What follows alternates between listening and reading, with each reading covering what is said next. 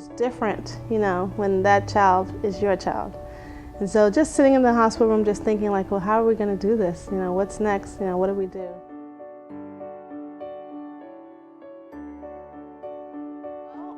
My husband and I got pregnant. We already had a daughter and a son. I have a stepson who's 23 right now, and so it was already a surprise that we were pregnant.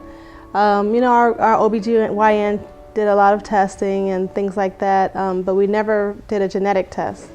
And so we had no idea. We actually just did sonograms weekly because of my age, and everything looked fine and looked normal. So the day that I went into labor, we were a few weeks early. I think I was 36 weeks, and the doctor decided that she wanted to take the baby because my amniotic fluid was getting low.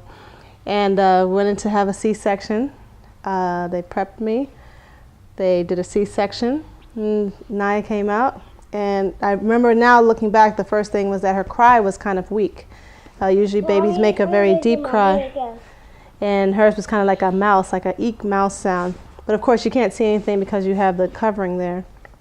And then once they brought her to me, I just took a look at her and my eyes just got wide. And I was like, she has Down syndrome? And the nurse practitioner who was bringing her to me was just like stunned. Everybody was so quiet, and my husband said, Down syndrome? And the room got very, very quiet. I just remember that. And just going through my mind, I was just thinking, I can't believe this. Like, what? And it was just such a shock. Also because I had an epidural and just had a surgery, I was kind of out of it, so I didn't really have too much more time to think about it after that. They whisked her off to the NICU. She was only 4 pounds, 12 ounces, and hard to believe looking at her now, right? Big girl. And I was still kind of out of it because of the anesthesia, so it took a little bit of a while, but once I started coming around and coming out of recovery, it was just heavy. It was heavy for me. I'm a physical therapist. I work with children with special needs, and so I'm totally familiar with the Down syndrome population and other diagnoses, and love my kids. She was in the NICU, and part of the problem was that she wasn't able to eat. She couldn't suck. She couldn't suck on a bottle. And she was being fed in a very small, like, baby bottle, and she could only take half of the ounces of that. So worrying about that, then they had to put oxygen in her nose because she was not able to fully breathe in her full capacity. She did not have any heart problems, which is one of the reasons why they didn't catch it on a sonogram, thankfully. But she had just different things. She was just in the NICU, and it was just tough. So one day, as I was in the hospital, a lady came and knocked on my door. And she introduced herself. She was the nurse practitioner in charge there at the hospital. She brought me a basket, and she introduced herself. She was Mary, and I was thinking, okay, hi, Mary. Well, she had 2 children with Down syndrome back to back. And so that is how I was introduced to the Down Syndrome Partnership of North Texas. She shared with me, she brought me all the information about the Down Syndrome Partnership. Hi, Naya. She told me about her girls, and she made it real, made it personal. She explained to me, just how the feelings of having one child and then having another child, right afterwards with Down syndrome. And she brought me literature. I had a book for new parents of kids with Down syndrome and resources, everything, a little blanket, a baby blanket. She was very nice. She showed me pictures, and I was still in shock, but that was just the first step that really, really, really helped me a lot. And to this day, I just ran into her for the first time at the National Down Syndrome Congress in Sacramento this past summer, and it was just such a nice reunion. It was just great. So I just consider her my angel,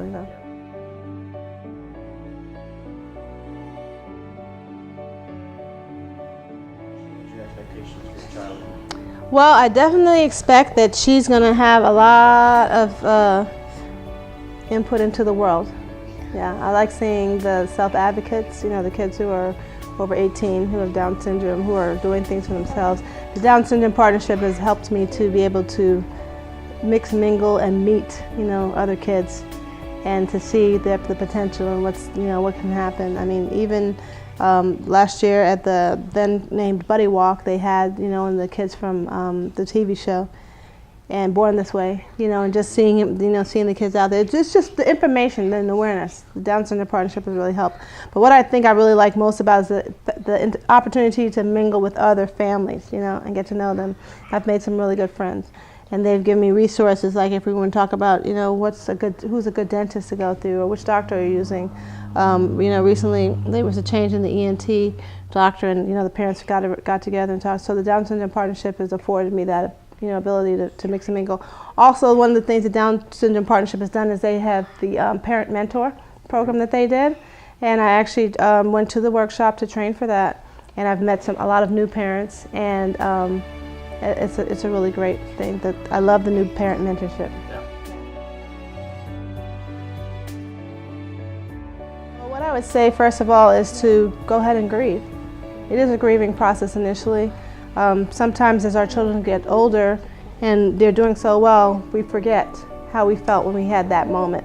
It's a grieving process because when your child is in your tummy, you're thinking of all your hopes and dreams and everything you're expecting for that child to do. Yeah. You make plans, you just have a thought and expectations.